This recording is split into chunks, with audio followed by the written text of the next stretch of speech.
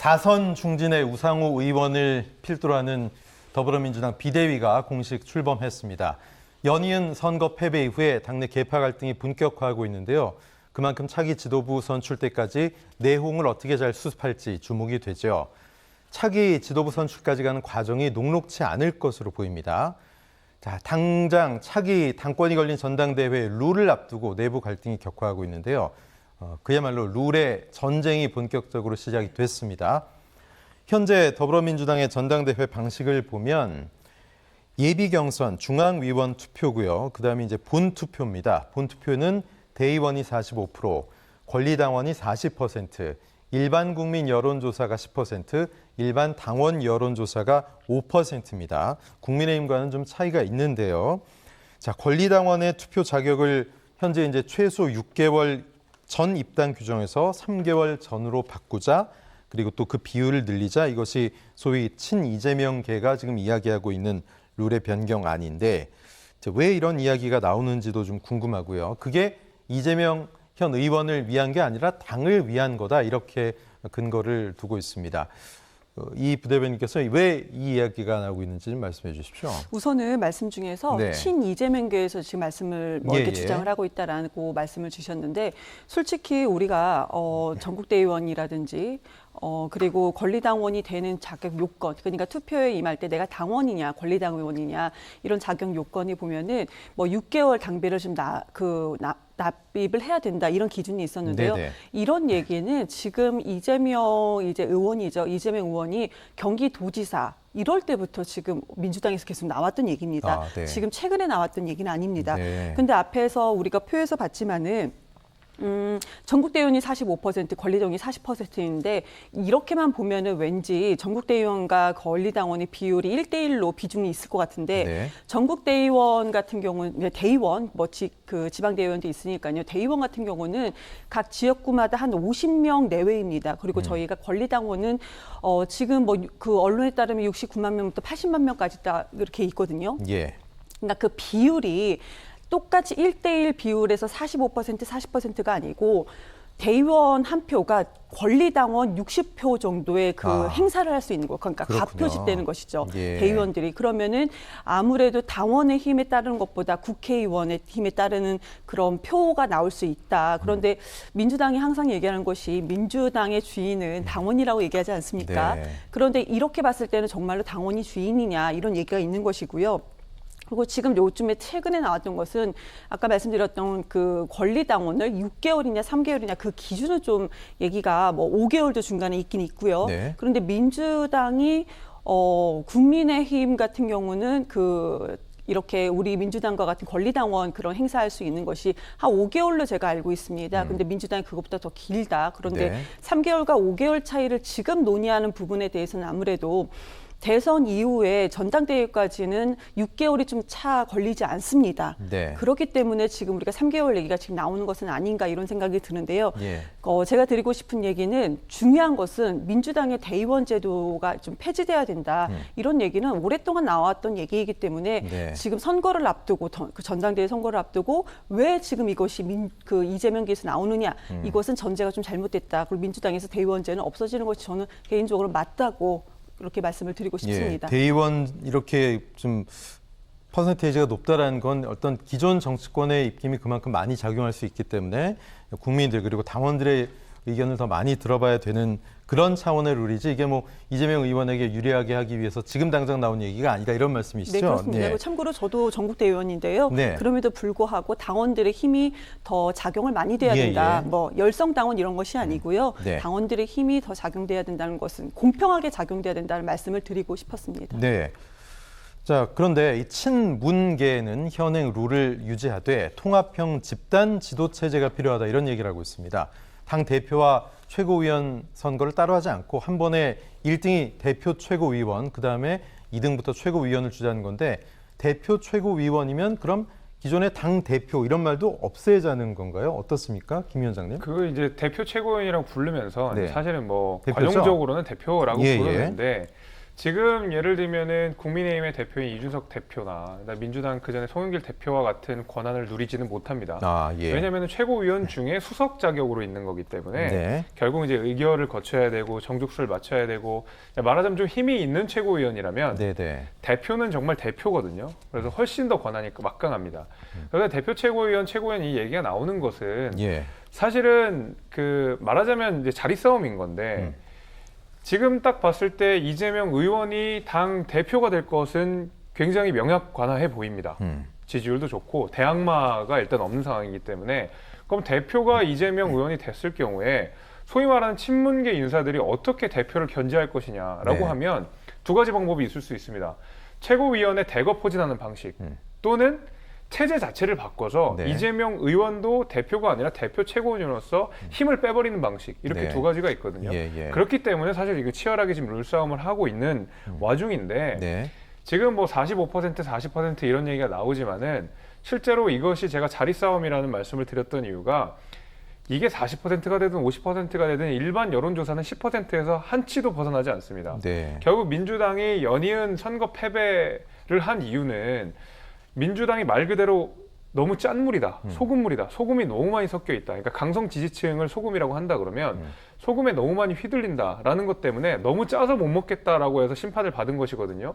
근데 지금 권리당원과 대의원의 투표율을 조정하는 것은 소금물 자체를 맑은 물로 바꾸겠다는 게 아니라 굵은 소금을 맛소금으로 바꾸고 맛소금을 굵은 소금으로 좀 더 넣자 이런 얘기거든요. 예. 결국 못 먹는 짠물인 건 똑같습니다. 물을 좀 더 타야 되는데. 물을 좀 더 네. 타야 된다. 이제 이런 말씀을 드리고 알겠습니다. 예. 하다못해 보수 정당이라고 불리는 국민의힘에서도 여론조사는 30%까지 비율을 늘렸습니다. 예. 네, 그렇기 때문에 지금 이런 룰싸움은 결국에는 최고위원회 몇 명의 자신들의 계파를 넣을 것인가의 싸움으로 예. 비결된다 이렇게 말씀드리겠습니다. 제가 말씀에 좀 첨언을 드려야 될 것 같아요. 예, 짧게 해주시죠. 예. 네, 짧게 드리겠습니다. 네.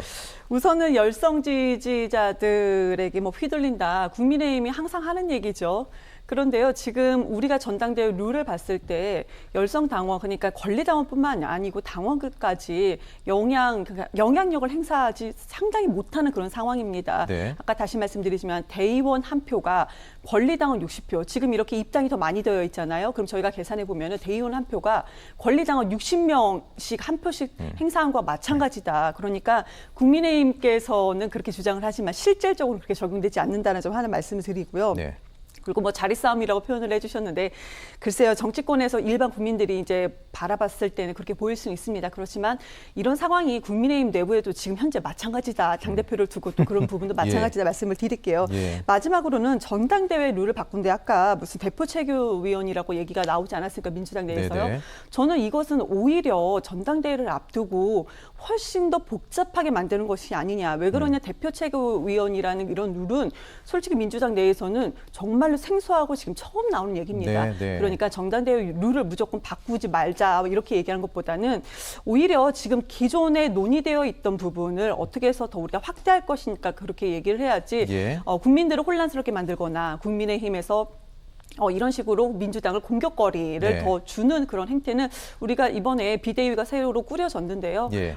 거기서 아무래도 잘 정리를 하지 않을까 그렇게 기대를 하고 있습니다. 네.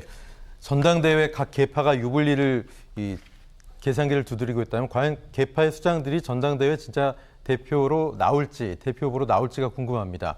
일단 이재명 의원이 나오면 뭐 대표되는 게 명약관화하다 지금 김 위원장 그렇게 말씀하셨는데 글쎄요, 갑론을박이 찬반 목소리가 상당히 있습니다. 김용민 더불어민주당 의원은 이재명 의원이 당대표로 나왔을 때 개혁과 민주당의 새롭고 변화된 모습을 기대하는 기대치가 분명히 존재한다. 긍정적인 입장을 밝혔고요.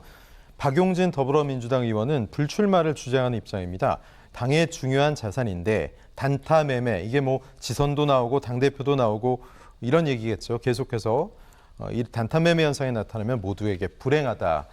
그런데 최근 여론조사를 보면 이재명 의원의 당대표 출마에 대해서 좀 부정적인 의견이 있는 것 같습니다. 물론 뭐 여론조사의 신빙성 또 응답률 여러 가지 여론조사에 따라서 좀 다를 수 있겠습니다만 왜 좀 부정적인 입장이 당내외에 나온다고 보십니까? 이거는 민주당 당원들을 대상으로 한 여론조사가 아니라 네네. 전 국민을 대상으로 한 여론조사이기 때문에 그렇습니다.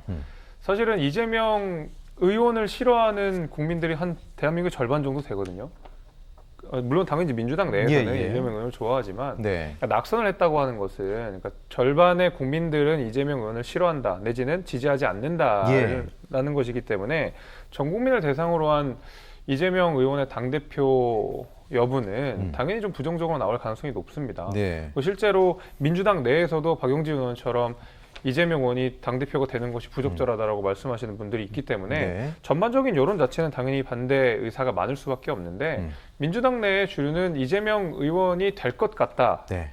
되면 좋겠다는 아니고 될 것 같다라고 이야기하는 것은 대항마가 없기 때문에 그렇습니다. 네. 네. 그러니까 이재명 의원과 겨뤄볼 만한 지금 민주당의 기수들이 있느냐 지금 없는 상황이거든요. 예. 그러니까 말 그대로 뭔가 대항마가 좀 있어야 이것도 좀 선거가 치열해지고 하는 것인데 네. 결국은 제가 이 룰을 가지고 싸우는 것은 네. 이재명 의원 자체를 겨누고 이 당원 여론조사를 하는 것이 아니라 예. 결국 최고위원회에 몇 명을 들어갈 것이냐. 소위 예. 말하는 친문계와 친명계가 있다 그러면 예, 예. 친문계 인사 중에 최고위원을 몇 명이 들어가느냐, 친명계 인사 중에 최고위원이 몇 명이 들어가느냐. 네. 이건 룰에 따라서 굉장히 많이 달라지거든요. 최고위원은 몇백 표 차이로도 당락이 결정되기 때문에 앞서서 이경 대변인님께서 말씀하신 게 뭐 이게 자리 싸움이 아닌 것처럼 이렇게 말씀을 하셨는데 만약에 정말 그러려면 그 다음에 국민들의 의사를 반영하려면 네.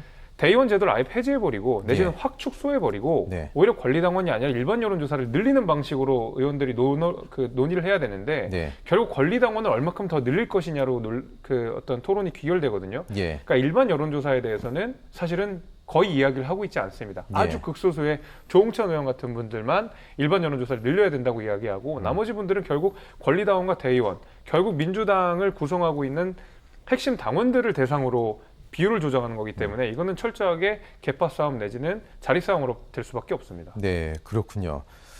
자, 그래서 지금 뭐 대항마가 없다 이런 말씀하셨는데 이 김부겸 전 총리 얘기가 나오는 게 그런 이유 때문인가 모르겠습니다. 여론조사에서도 좀 나오고 있고 김부겸 전 총리는 뭐 총리 이제 임기 마치고 지금 뭐 그만두겠다, 정계 은퇴하겠다 선언까지 했고 지방에 내려가서 유유자적 전원 생활을 즐기겠다라는 분인데 왜 당내에서 또 김부겸 전 총리를 소환하는 겁니까? 당내에서 소환하는 건지 네. 아니면은 이렇게 그 여론조사에서 네. 중국 국민들께서 좀 소환을 하시는 건지는 모르겠어요. 예. 우선은 이재명계 개파라고 하는 게 최근에 이재명 이제 의원이 당선이 되고 나서 의원들 같이 모였던 그런 자리가 있었습니다. 네. 10명 정도 모인 걸로 알고 있거든요. 네. 근데 민주당은 아시다시피 170석이 넘습니다. 그중에서 10명이라고 했는데요. 그러면 이것을 개파라고 봐야 되는 것인가? 그러면 이재명 그런 의원은 친문이 아닌가? 아닙니다.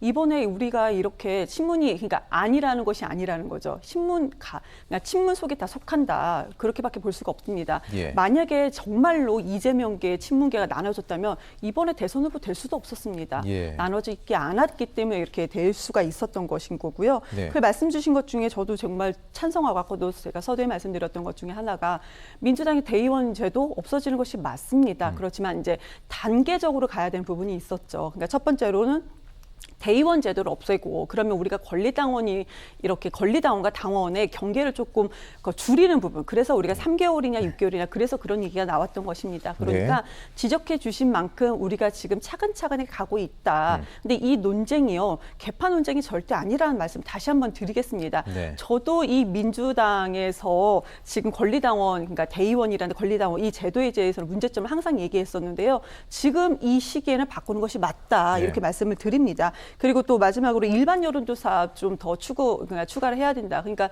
국민의힘 같은 경우는 50대 50입니다. 민주당에는요 단계적으로 밟아 나가야 하기 때문에 지금 뭐 갑자기 파격적으로 50대 50까지는 되지 않는다 하더라도 최소한 대의원 제도는 먼저 없애야 된다 말씀을 드리겠습니다. 네. 그리고 김부겸 전 총리 인물은요 솔직히 민주당에는 그렇게 거론되는 인물이 아직도 있습니다. 이 부분에 대해서는 저도 지금 민주당의 미래가 아직은 있구나 이런 생각도 들고요. 김부겸 전 총리뿐만 아니고 민주당 내에서는 뭐 전 의원이라든지 그리고 민주당 내에 있는 국회의원 사이에서도 글쎄요 이재명 후보 출마할 수 있죠. 다른 의원들도 출마할 수가 있다는 말씀을 네. 다시 한번 드리겠습니다. 알겠습니다. 이제 선택은 국민께서 하시는 거고 당원들께서 하시는 거라는 말씀도 함께 드리겠습니다. 지금 비대위원장이 86 맏형 우상호 의원인데 우상호 의원도 뭐 2달밖에 안 남았는데 마음이 복잡하고 참 어깨가 무거울 것 같습니다. 일단 룰을 좀 정리를 해야 될 텐데 과연 현실적인 해법을 잘 찾아줄 수 있을지 모르겠어요. 어떻게 보십니까?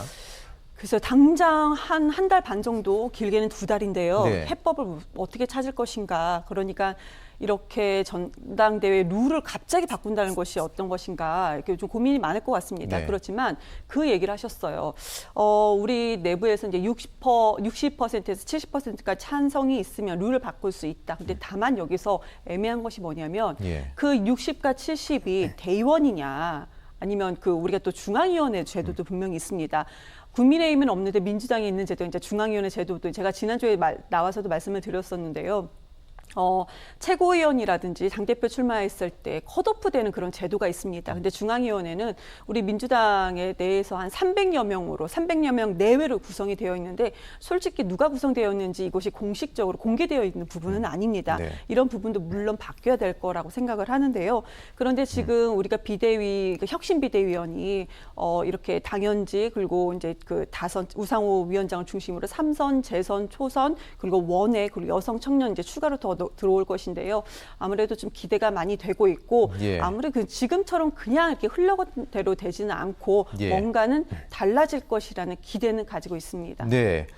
뭐 2달밖에 시간이 없기 때문에 혁신 비대위라고 이름 걸었지만 관리형 비대위가 될 수밖에 없다 이런 시선도 있고 우상호 의원도 뭐 총선 다음에 출마하지 않겠다고는 했습니다만 정치 생명을 걸고 이 비대위원장 뭐 어려운 자리 받지 않았겠습니까? 본인이 신나서 내가 하겠다 하지 않았을 텐데 어떻게 보십니까?